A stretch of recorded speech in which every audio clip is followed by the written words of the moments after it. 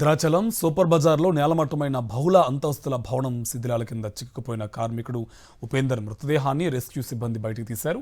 మొదటి 10 గంటల పాటు శ్రమించి వెలికి తీసిన కార్మికుడు కామేశ్వరరావు చికిత్స పొందుతూ ఆసుపత్రిలో మృతి చెందాడు. మరోపక్క పిల్లర్ల కింద ఉన్న కార్మికుడిని వెలికి తీసేందుకు జేసీబీల సాయంతో ఆపరేషన్ చేపట్టారు. శిథిలాల కింద ఇద్దరు మాత్రమే చిక్కున్నట్టు నిర్ధారించుకోవడంతో రెస్క్యూ ఆపరేషన్ నిలిపివేశారు. టీమ్స్ సంబంధించి మొత్తం 50 మంది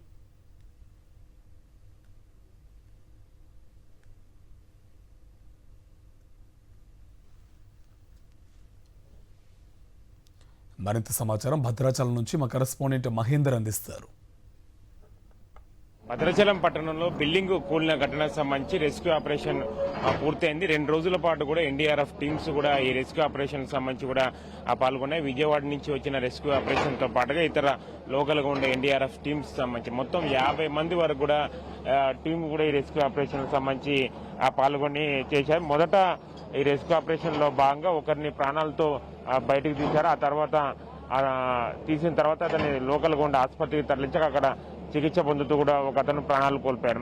మరొకరిని కూడా ఐడెంటిఫికేషన్ కూడా చేయడం జరిగింది. రెస్క్యూ ఆపరేషన్ సంబంధించి ఆ ఐడెంటిఫికేషన్ సంబంధించి చేసిన మృతదేహాన్ని కూడా వారి బంధువులకు సంబంధించి కూడా అప్పగించనున్నారు. మొత్తం 4 జేసీబీలకు సంబంధించి ఇటు సింగరేణి దగ్గర నుంచి తెప్పించిన ఎక్విప్మెంట్ సంబంధించి కూడా దాదాపుగా 2 రోజుల పాటు ఉపయోగించారు. చాలా కష్టంగా, ఎందుకంటే 5 అంతస్తుల భవనం సంబంధించి ఇది సరైన క్వాలిటీ లేకుండా పిల్లర్స్ నాసిరకంగా నిర్మించడంతో కూడా ఇది కూలిన పరిస్థితికి సంబంధించి ఏర్పడింది. శ్రీపతి శ్రీనివాసరావు సంబంధించి కూడా ఈ బిల్డింగ్ సంబంధించి యజమాని ప్రస్తుతం అతను ఆ పరారులో ఉన్నారు. పంచాయతీ సంబంధించి అధికారులు సంబంధించి కూడా పర్మిషన్ ఎలా ఇచ్చారన్న సంబంధించి కూడా విమర్శలు సంబంధించి వ్యక్తమవుతున్న నేపథ్యంలో దీనిపై పూర్తి స్థాయిలో కూడా కేసులు నమోదయ్యే అవకాశాలకు సంబంధించి చాలా స్పష్టంగా కనిపిస్తున్నాయి. ఎన్ని అనుమతి లేకుండా బిల్డింగులకు సంబంధించి ఉన్నాయి, ఇంకెన్ని నిర్మాణం సంబంధించి చేస్తున్నారన్నది కూడా పూర్తి స్థాయిలో తెలుసుకునే ప్రయత్నం సంబంధించి చేశారు. చాలా రెస్క్యూ ఆపరేషన్ సంబంధించి ఎన్డీఆర్ఎఫ్ టీమ్స్ కూడా చాలా కష్టపడ్డాయని చెప్పాలి.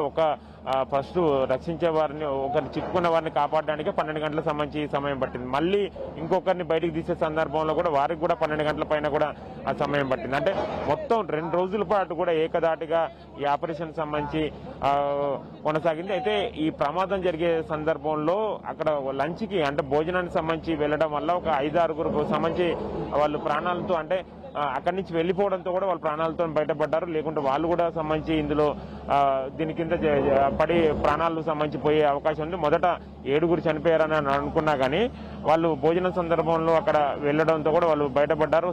ఆ బిల్డింగ్ యజమాని కూడా కరెక్ట్ గా 5 నిమిషాలు బిల్డింగ్ కూలడానికి 5 నిమిషాల ముందు కూడా అతను ఇక్కడి నుంచి బయటికి వెళ్లిన సందర్భంలో వెంటనే అది కూలింది. అతను కూడా ప్రాణాలకు సంబంధించి బయటపడ్డారు. మొత్తానికి మాత్రం రెస్క్యూ ఆపరేషన్ సంబంధించి పూర్తి అవడంతో అధికారులకు సంబంధించి ఊపిరి పీల్చుకున్నా కానీ ఈ ఘటన సంబంధించి కూడా పూర్తి స్థాయిలో రాబోయే రోజుల్లో ఎంక్వైరీ సంబంధించి చేసే అవకాశాలు చాలా స్పష్టంగా కనిపిస్తున్నాయి. ఇది భద్రాచలం సంబంధించి కూలిన బిల్డింగ్ సంబంధించి పూర్తి స్థాయిలో జరిగిన రెస్క్యూ ఆపరేషన్ అప్డేట్.